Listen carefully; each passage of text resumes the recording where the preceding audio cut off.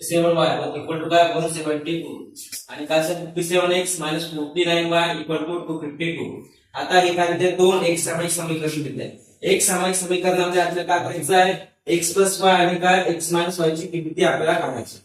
आता सुरुवातीला आपण काय करायचं जेव्हा दोन वेग आता बघा इथे दोन समीकरणामध्ये काय दिलं आहे किती चल आहे दोन चल दिले आहे आणि सहगुणक किती दिले आहे इथे 49 आहे इथे काय 57. ते बघा दोन्ही समीकरणामध्ये चल आणि त्यांच्या सहगुणक काय झाले अदलाबदली केली का केले त्यांनी अदलाबदल केली आहे. सुरुवातीला काय करायचं आपण इथे दोन्ही समीकरण लिहून घ्यायचे 49x मायनस काय 57y इक्वल टू काय 172.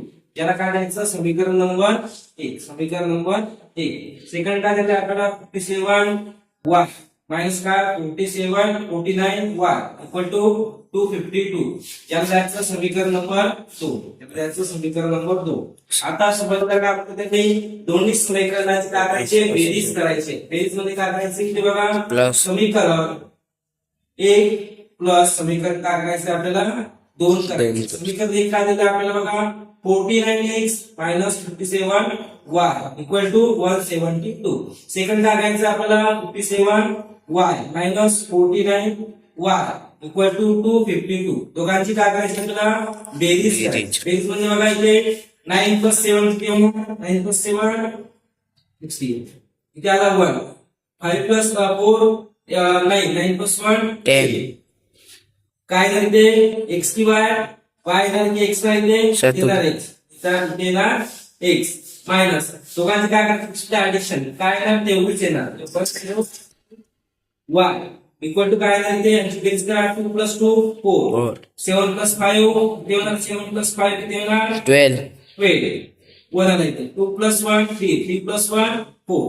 आता बघा दोघांमध्ये काय 106 काय सारखी सारखी त्यामुळे काय दोघांना काय करायचं दोघांमध्ये काय करायचं इथे काय सहगुणक काय सारखा आला इथे काय करायचं इथे काय करायचं कॉमन काढायचं 106 आतमध्ये काय राहणार x minus y equal to काय राहणार 424. आता काय करायचं हा जो सहगुणक दिला याला काय दिलाय गुणाकार बनला याला काय घेऊन जायचं भागाकार मध्ये घेऊन जायचं.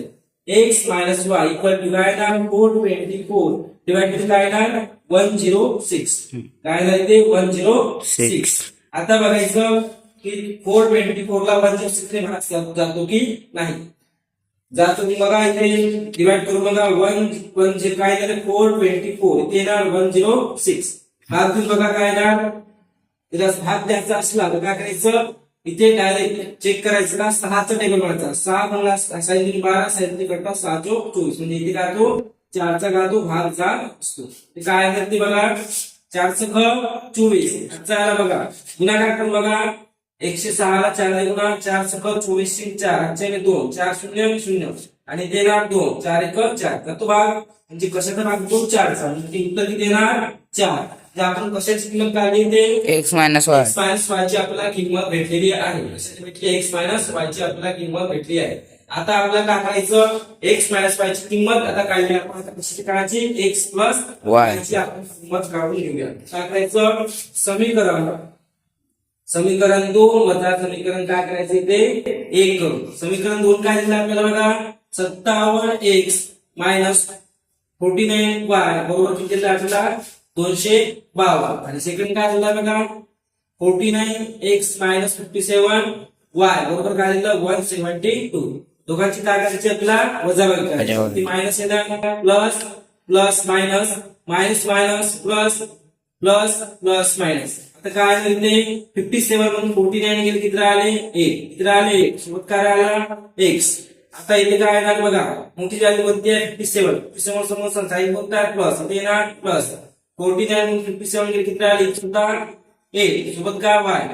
आता 252 मध्ये 172 काढा किती राहिले 2 मधून 2 गेले 0 5 मधून 7 गेले का 7 आपण काय करायचे 25 मधून 17 मायनस करा किती 5 3 8 किती राहिले 80 आणि 252 मध्ये आपण 172 काढले किती आले 80. आता दोघांमध्ये सारखं काय येते 8 हे काय करायचे कॉमन काढायचे आतमध्ये काय राहिलं x plus y equal to काय राहिलं 80. मग काय करायचं 8 कशामध्ये आला गुणाकार मध्ये काय करायचं x plus y equal to 8 ला कुठे घेऊन जायचं डिवाइड मध्ये 80 भागेला काय येणार की 8. आठ. काय x plus y equal to 10. भागेला आपण 8 एक 8 80. उत्तर किती आलं तुमचं 10. 10. किती आलं 10.